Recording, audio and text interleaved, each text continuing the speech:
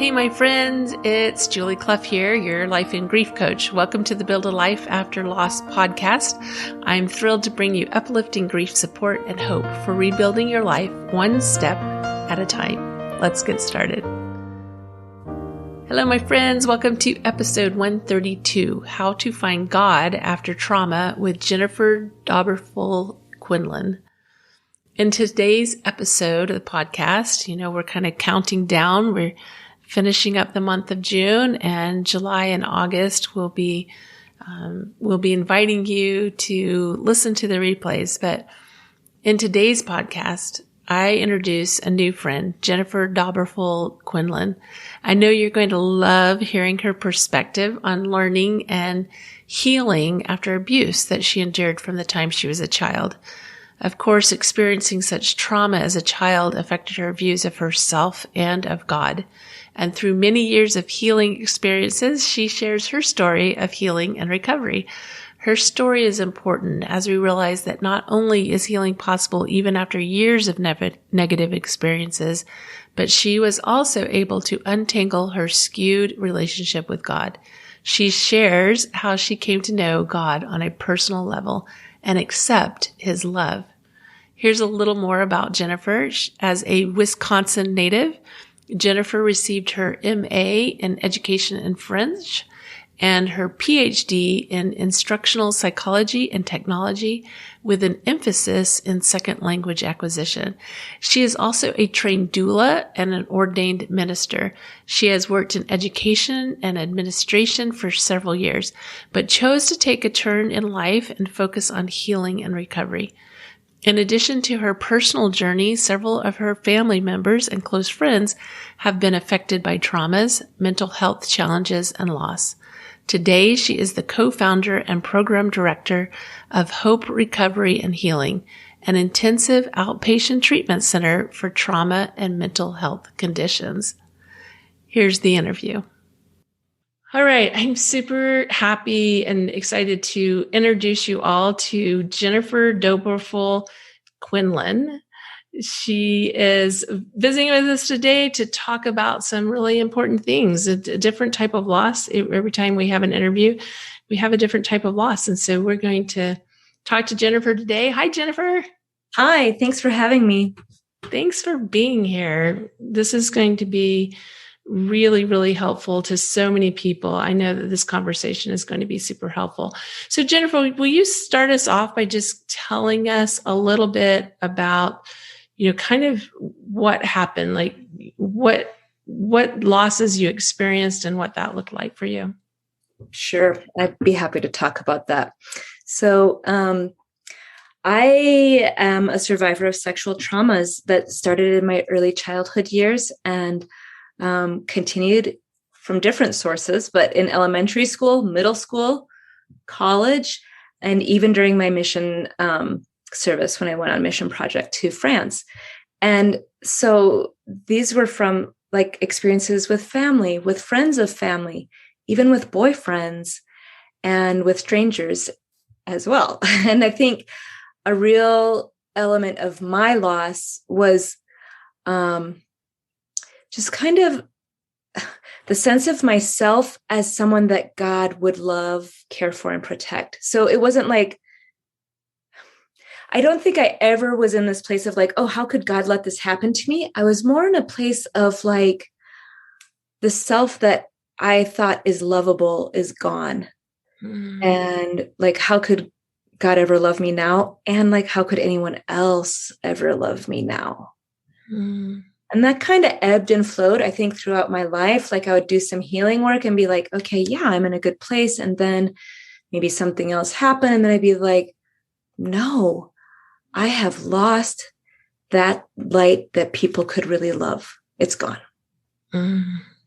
Well, it sounds like this experience started happening to you when you were really young. Yeah. Yeah. In fact, interestingly, like I think innately there's a part of ourselves that is just like the pure essence of ourselves. Maybe it's the childlike wonder or the ability to love or the ability to see the world with like innocence or an assumption of good. And we nurture and develop, I think, that part of ourselves naturally, even as really difficult things happen in life. And I guess, like I said, kind of ebbed and flowed in life. And there were definitely times where I could see that more in myself, or I could feel more connected to kind of like that true inner self that maybe we just innately know even as a child. Yeah, I think you're absolutely right. And, as I mentioned in the introduction, you now are trained as a therapist. Is that the correct term to use, or what is your? Right. I'm glad you asked. No, I'm not a therapist. But my business partner and I have our a treatment center, and so we work with therapists. He and I both do some coaching. We also work with like spiritual guides in our treatment center. So we kind of have a lot of disciplines coming together. And the idea being that, everyone finds kind of that hope for healing, maybe from different sources. And we want to be able to connect them with those sources, I guess. Oh, that's excellent. I love that. So do you primarily, in the work that you do at the Hope Recovery and Healing Center, do you primarily do that live, or do you do that remotely, or what does that look like? Yeah, so we are actually fully remote. Okay. We don't have any in-person sessions currently. There are a couple reasons behind that. One is some research suggests that the outcomes are as good as, or even in some cases better, with an online treatment program. Another is we're reaching people in places where resources are really limited. Right. I found that as well. Yeah. And then another is when you're going through treatment and healing in your home environment or in your familiar environment, there isn't kind of this disconnect of like, oh, my healed self happens over in this other place, versus like, oh, my family's aware of, or whoever's in my life is aware that like I go into my classes or I go into my therapy or my treatment sessions or whatever, and they know it's part of my life. And so now it's a little bit more integrated than kind of like going away to summer camp or something. That's a fascinating observation. And that's the way I work as well, is remotely and with people all over the world. And I've never heard of it talked about in that way. So, and I have seen the power of that remote connection is great. And there really is nothing lost in that experience. Yeah, right. Mm-hmm. Right. Before COVID, and even before we were, starting up Hope Recovery and Healing, my son had a traumatic incident in his life, and we connected him with a therapist, and he felt a lot of stigma about going to therapy. He was a senior in high school, and he was just kind of like, people don't talk, like kids don't talk about going to therapy really. This is a few years ago. I think it's a little different now, but it turned out that this therapist was like, well, we can do online sessions if you're more comfortable with that. And he was already working kind of similar to you, Julie. He had clients around the world. He really just was already comfortable in that space, I think. And so when he offered that to my son, it was like a godsend, because it just felt less stigmatized to him for some reason. Mm-hmm. So really interesting. And then for him, it was like, oh, I'm going into therapy, and he goes down into his room and everyone in the family has a different level of support for him, because it's like part of our life flow, right? In our daily life. So yeah, that's really great. And I think that, just having this discussion, I'm sure there's someone out there listening right now that's thinking, oh, I thought I was going to lose something in the translation by doing this remotely versus being able to go somewhere. And there's just some areas where that's not even an option. Right. And I just look at, meeting you online, and I feel like we already know each other, and we're not in the same room, if you're because you can't see us right now, but if you're wondering, we're not in the same room. So tell me what changed for you. Like, how did you go from this place of this multiple traumatic experiences to shifting things where your experience was different? Yeah. And that, just in general, like how did you go from this place of trauma to a place of safety to a place of recovery? Yeah, not a short process. Mm-hmm. And sure. probably on some level, for all of us, that's probably an ongoing, evolving thing. So for me, I had to really unpack who God was, because, part of this kind of overarching thing was I did really deeply believe in like a higher power or a sense greater than myself. And I conceptualized that as God at the time, who would be all caring, all knowing, all loving, all these things. And yet I just had this significant disconnect of, he couldn't do those things for me though, because look at all of this mess. Mm-hmm. And so I did approach different healing modalities over time. My husband was super supportive when I met him, and I was just like, look, it could be really hard to have a relationship with me. And he was like, great, let's tackle it together, which, amazing gift. That is amazing.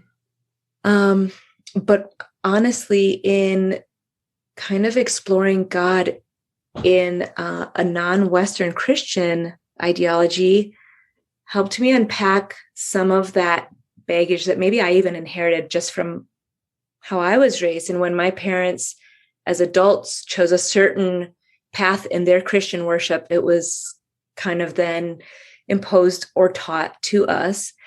And I don't think any of us kind of questioned or had issues with it. But I think then when it came to like, whoa, I acknowledge I cannot do this healing by myself. Mm-hmm. And then to acknowledge I've got to mend a relationship with my higher power if I'm going to accept or be able to receive healing from a power greater than myself. Mm-hmm. So I really had some serious unpacking to do. Yeah. And I guess the repacking was choosing what to take in my suitcase on my journey, and a really caring therapist who helped me identify, like, what do I seek, crave, need from a higher power or any source greater than myself? Is it nature? Is it God? Is it the universe? Whatever it is it Buddha? Is it Allah? Whatever.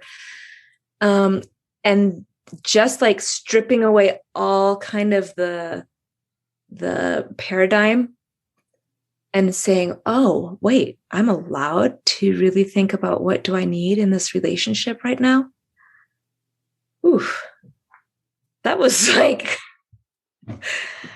a real game changer. Mm-hmm. Yeah.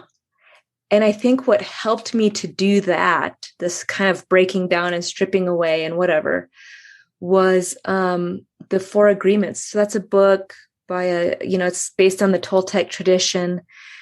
Don Miguel Ruiz. I don't know. I don't speak Spanish, but he does this great job of just talking about like, hey, we've agreed to a lot of things in life that might be guiding how we act, think, feel, choices we make. And we have the opportunity to choose for ourselves. So like we can live according to the agreements that kind of have come into our life. It might have been church, school, parents, society, whatever. But we can like be this spiritual warrior and choose and be intentional about our spiritual path. And that just really, for me, that was a game changer. Yeah. And it's not necessarily, I think a lot of times what I see sometimes is when people are hurting and they have that sense of unworthiness, which feels like, that's maybe where you were coming from, is like, I'm just not worthy of that love, and they have that sense of unworthiness and they've been hurt, and they're not in a clinical sense, but in a spiritual sense, they're depressed. Yeah. Their spirit is depressed and they can't feel that connection with God. A lot of times it becomes a choice of, do I choose God or do I not choose, instead of looking at, how do I want to look at this differently? Yeah. Yes. I think you really hit the nail on the head there, Julie. I think we often, in a place of like just trauma recovery, we're also consumed with surviving or functioning in daily life, right? I realized after kind of getting through a really significant part of processing my traumas, like, oh my gosh, I compartmentalized so much stuff and put it all up on this shelf. And I learned how to function with this really heavy burden all the time. And now I'm in this place like, wow, I forgot what it feels to feel this light. I forgot what it feels to feel safe in a deeply connected relationship, whether that's a spiritual, divine connection, or even a connection with other people, or a connection with myself, and kind of like my true source or my divine, actual, pure self, if you know what I mean. Mm-hmm. So yeah, I think sometimes too, there's the worthiness issue, but there's also maybe this issue of like, all our faculties are consumed in self-preservation. Yes. And just like trying to go forward. Yes, for sure. For sure. Yes. We talk about that a lot in my program. And, it's like you mentioned a minute ago, this feeling of lightness, of like letting go of that burden. And I was talking to someone recently, and I was talking about this idea of like, every time we have a loss and we have grief, it's like we pick up another 50, 100-pound bag and we carry it along with us, and we have a new loss and we pick up another bag and another bag and another bag, until the weight just becomes all consuming and we have no choice but to deal with it in some way, because it then becomes unmanageable to manage.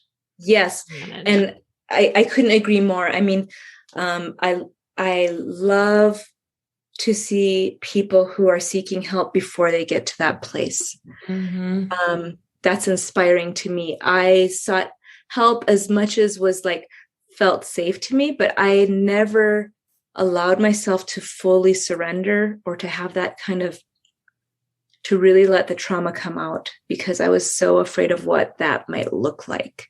Would I have a complete breakdown? Would I be just angry and mean? What would, like I was so afraid of what might happen if that opened up. And eventually, like, it found its way to the surface mm-hmm. with maybe without my permission, but what a blessing that it did, because that it really put me in a place where I couldn't function. I wasn't safe. I couldn't continue to live the way I was. Yeah. Yeah. It became, like you said, a burden that just, I was no longer capable of carrying. Mm-hmm. And I thought, gosh, I'm in my 40s and I'm having this breakdown, and I couldn't believe it. And I thought, I failed my whole life because I should have addressed this a long time ago. And I convinced myself so many things weren't real, or told myself so many stories to preserve, to move forward. Mm-hmm. And so then like mending that God relationship was like, and now I'm also bringing in all this guilt or reticence, or like, boy, I failed myself, and I failed what I thought was my faith. Yeah. That must have been just a new trauma to kind of in a way. I think it was. Yeah. But I hear that all the time. People are afraid of, like, they just want to let it live where it lives. But if we kind of go back to, you're carrying these 50, 100-pound bags, and you've collected enough that you're carrying 500 pounds, at some point, something has to give. And I think we think that because we think that we're doing okay. Mm-hmm. years ago when I was in college, I had a health issue and I went to the hospital and they were trying to get all my vitals under control. I was in the hospital for a week before they did the surgery because they were just trying to get everything, my system stabilized. Yeah, stabilized. Yeah. That's the word I was looking for. Thank you. So they're trying to get everything stabilized so they could do surgery. And I remember one day the doctor came in and I said, why am I here? I feel just fine. And he said, you don't even know what fine is. And that, it reminds me of like what you're talking about. It's like, if we could just for a moment open our eyes to what life could be like if we would let go of the 500 pounds. Right. And then there's that element too of like, I mean, I really effectively compartmentalized. And it took some time for me to acknowledge I'm carrying this weight. Right. And actually, and I'm sure you've probably talked about this too, like how our body can store that trauma, like in a scientific way. And when I started learning about that, I was like, oh, wow, maybe that's why for the last year, these things haven't been regulated in my body. Like my body was starting to say, can't hold this anymore. And even just in the month leading up to when I kind of just like, I was so like physically sick, and I'm like a healthy, active, never hospitalized, like, never ill, never took sick days at work kind of person. And it was like, what's going on? I'm sick. I don't get sick. And so, kind of everything can break, or maybe just something can break. Yeah. And, one of our practitioners at our treatment center talks about the biopsychosocial spiritual model. And he says, when any one of those elements is damaged, all the others will be impacted. And it's a matter of time before we actually come to the awareness that maybe more than one of our systems is disrupted right now. Well, and I think especially in Western culture, we tend to, like you were talking about compartmentalizing, we tend to say, oh, this is a health problem, and we don't even make the connection. But in so many ways, when we see a lowering or we see an impact on our health, I feel like it's a gift from God saying something needs to change. Yes, I agree. And even when we have like those PTSD responses that can be physical or emotional or whatever, right? It's like another little gift of God kind of telling us, hey, still here and ready to heal you when you're ready to acknowledge that maybe 500 pounds is too much. Yeah. I'm going to let you choose to hold it as long as you choose to. So what did that look like for you? Like, how did you find God after such trauma? And, and some of your trauma was related even to, like you said, a mission trip, which sometimes when we have those experiences, we connect it with God, and it really isn't God. Like God isn't the one that, made that happen. Yeah. But because it's related with a mission trip, sometimes we, like that's our natural inclination is to connect it. So how did you find God? I think it really Big question. Huge question. And I mean, I'm even thinking of like some of my friends who went on mission trips in high school, to Mexico for the summer or to, help build wells or whatever. And some of them had pretty intense traumatic events as well. So I was like, okay, bad things do happen on mission trips too, not just, what I guess in life, right?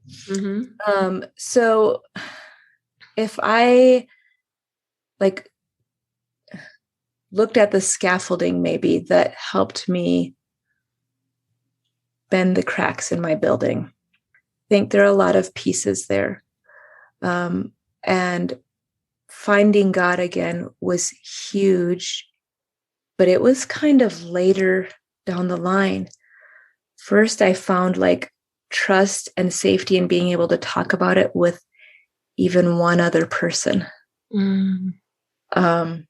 So, and for me, that wasn't someone in my life, like a close person in my life, because the close people in my life knew me as a very happy, functioning, can deal with anything kind of person.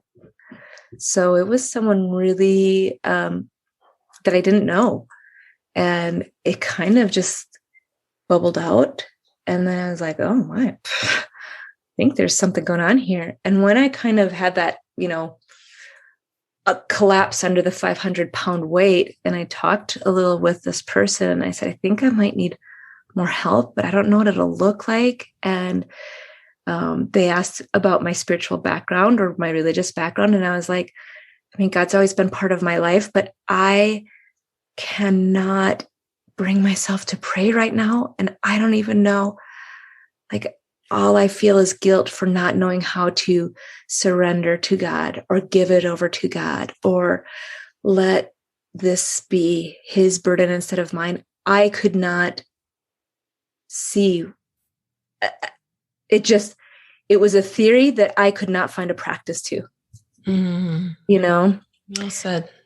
So I started work with this person, and we just worked on a values-based approach to healing without it having anything to do with God. So we really broke down like core values, core kind of elements of my belief system. Ultimately, like I can say now, oh, I get it. He was helping me really build my belief system and my identity that's tied up in that belief system. And honestly, like the 4 agreements are, first is to be impeccable with your word. So you speak with integrity and you use the power of your word for truth and love. And then the second is don't take anything personally. So like even when someone compliments you, really it's about them making themselves feel better. It's not really about you. Likewise, if someone says something hurtful, it's about them. It's not about you. And then the third one is don't make assumptions. And I felt like I had made a lot of assumptions about what I thought God expected of me and what I expected of myself, and maybe even what I felt like my family expected of me or assumed was or wasn't okay in me. Even assumptions I just made about myself, like, yeah, I'm actually pretty okay, And then the 4th agreement is just always do your best. And the kind of the undertone of all of this is, this is your path that you define and that you intentionally build. And you're a spiritual warrior because this is a spiritual endeavor. And you're a warrior because you're fighting against whatever might have become familiar or traditional or normal to you, and saying, I might not actually agree to that. I might not agree that God will only love me again if I've done sufficient penance, or God will only hear my prayer if I XYZ for worthiness, And so as I rebuilt and focused on my value base, I discovered the God that was probably always there, right? And the God that could hear my prayers that were really all over the place. And the God that could tell me, hey, it's a bumpy journey. And you can choose as much as you want to alone, but I'm still going to be here, whether you look to me or not. And to be able to hear that in a really, I'd like to think that I could hear that in other times in my life for sure. But I hear it in such a very, a vastly different way now. And I don't think someone asked me like, oh, did you have a faith crisis? And, like you're coming back around. No, I don't think so. I think I really had what in my practice is really important to me and why. And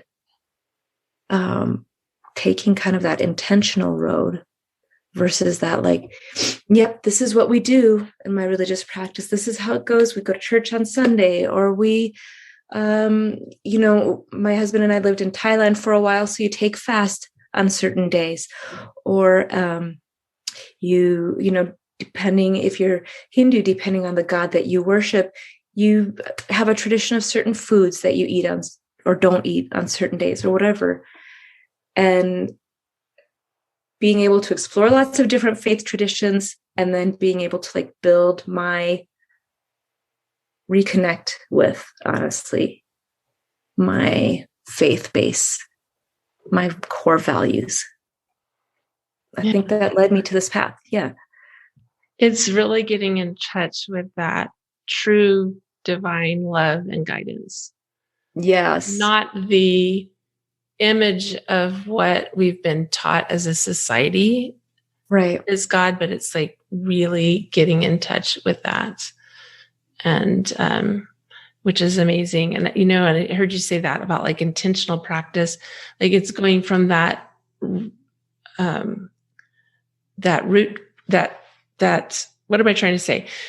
That just habitual practice to a more intentional practice, which leads to true devotion and true connection. Yeah. And I think that makes sense kind of with any aspect of life too, right? Like, oh, we eat 3 meals a day because we know we need to eat. But then what's the difference of like, oh, I consciously listen to my hunger cues and my satiation cues, and like the pleasure I felt eating something that really nourished me, or that was really a special treat or whatever, right? Just like connecting again with intention, even in our human relations, right? Like, oh, I hang out with this person every Friday and we go bowling, or we go get drinks, or we go do whatever, versus like, yeah, I was thinking about how much I really love the way we can just talk and have fun. And this relationship means a lot to me, and I want to intentionally nourish it. Well, what I'm hearing is that when you started to heal from the traumas, that you were then ready and able to connect to yourself with truth, with authenticity. Yeah. And a level of accepting like all the pieces that actually are in myself. Mm-hmm. Like someone just said to me the other day, I just recognized I was trying to complete a puzzle with only 400 of the 1,000 pieces. And I was like, oh my, that's a beautiful awareness and an acceptance of like, I had put the other 600 pieces away in a different box in a different closet. And actually, I do want to complete the puzzle, it turns out. And I want to see the full image. And I think I'm going to really love it. Mm-hmm. Oh, that what that reminds me of is sometimes I think we're so, there's a trend to be so positive that we only want to look at the quote unquote good things that have happened in life, the good experiences, and kind of what you spoke to earlier about compartmentalizing and putting these things up in a cupboard somewhere. But all of our experiences make us who we are. Right. And it's always easy to talk about like Jesus loving the sinner or healing the woman caught in adultery in a really theoretical, like, I'll try to do that to other people. Mm-hmm. But never, or maybe, I don't know, maybe in other people's practice, their experience has been different. In my experience, I did not, somehow I missed the memo, or I just didn't get it. Like, oh, like me. Yeah. Somehow I missed that part. In Sunday school a couple of weeks ago, our Sunday school teacher was talking about what brings us happiness and how we define happiness.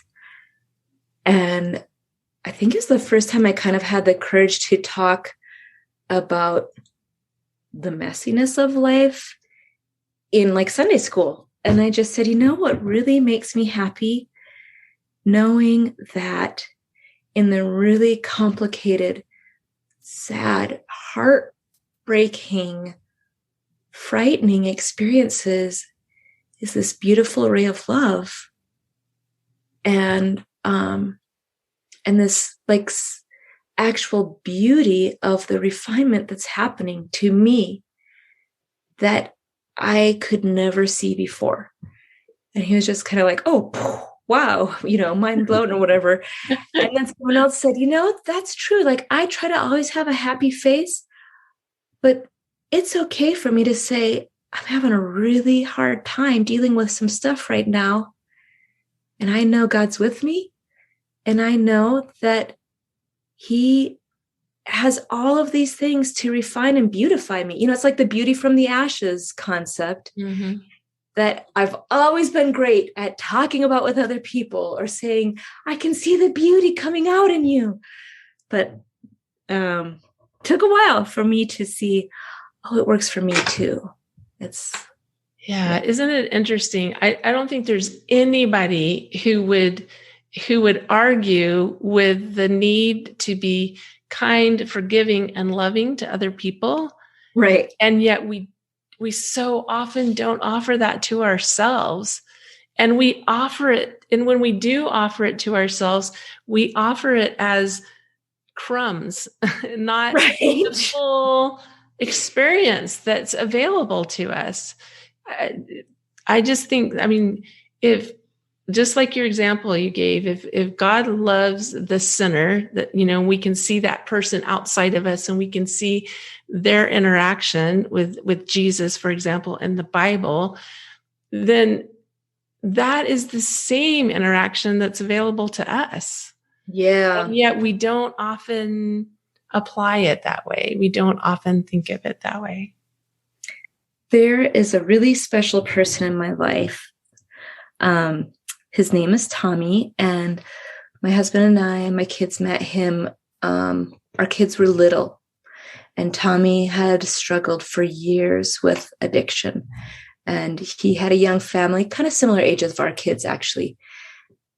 And sometimes at church, he would just witness and say, I've been clean and sober 2 days. And instead of being really disappointed in myself and hating myself, I'm going to honor that I'm a creation of God and he's got a purpose for me. And I have faith that tomorrow I can be clean and sober and that I can take it one day at a time. And that's enough for God. And it was so honest and pure to hear that at church, And unfortunately, he passed away of an overdose. But every time he witnessed, it just impacted me so deeply to see someone who continued to love himself and have hope when he was barely keeping head above water, Mm-hmm. Yeah. And when you hear someone express something like that, like you feel God's love for him. Yeah. And you hopefully we can internalize that and realize that same love is available to us. For sure. Yeah. Well, this has been a beautiful, beautiful conversation. I have loved talking to you about this. Is there any final advice or I don't know, whatever you want to call it, final message that you would like to share? Well, I don't know that this will be generalizable to anyone else, but I think for me, I had another barrier to overcome, which was acknowledging that I needed help also from a person. So that I had really tried to let God heal me or let my prayers be enough. And I like I said, I functioned really well for many years, kind of working that mode. And some part of me thought it was failure of my faith if I needed to seek professional help. And what beautiful grace and compassion I felt when I did seek that help. And I could see God working through those people to help me. And I can now see the beauty of his ability to reach us wherever we are, in whatever way we can hear at that time. And he doesn't give up on us. Really a beautiful thing. It is a beautiful thing. Thank you so much for sharing that. And you're absolutely right. We can go one direction where we just leave God out of it completely, and we don't, take that hand that's available to us, or we can go a whole nother direction where we say, well, I'm going to depend totally in this way on God. Yeah. But in getting that professional help, it's not that we're letting go of that help from God. It's like we're accepting the help that he's offering. Yeah, that he has divinely put in our path for us. Mm-hmm. Yeah, absolutely. So, Jennifer, where can people find you? Okay, well, our website is hoperecoveryandhealing.com. Easy. And we're on Facebook, Twitter, same handle. On Twitter, we're the Hope People.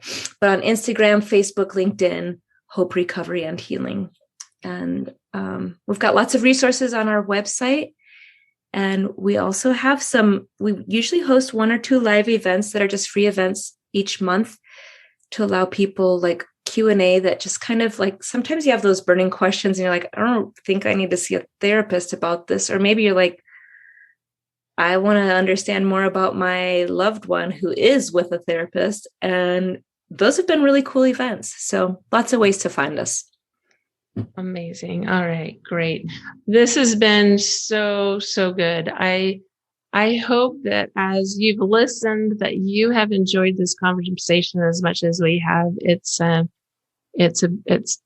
I just can't say enough about how much this has been helpful to me to talk about this and to share. On the podcast, a lot of times we don't talk about God and how, he works in our life and how that works with our healing process. And that's an important element for so many of us is the God piece. And I think it's a crucial piece because we are spiritual beings, and we do need to acknowledge that we're spiritual beings at some level. So Thank you, Jennifer. Thank you for bringing this topic to us today. Thank you, Julie. Great to talk with you. That was a super special conversation, and I'm so grateful to have been introduced to Jennifer and to have had a chance to have her on the podcast to share her story, her experiences with loss, trauma, healing, and hope. I hope that if you enjoyed this conversation half as much as I did, then your life has been blessed today, because that was, again, super special to me to have that conversation. It was just raw and real, and you were just listening in on what our thoughts were about God and healing and that journey that we all take, that we're all a part of just in life. That's just part of being here and being human. I wanted to remind you again to be sure and get on the mailing list. We have some very special things coming up that I'm super excited to introduce to you and to tell you about. And also that, we're going to be finishing up the podcast here the month of June. You'll have an opportunity to go back into archives and listen to some of the past episodes. There's 132 episodes as of this moment. And by the end of the month, there'll be 134.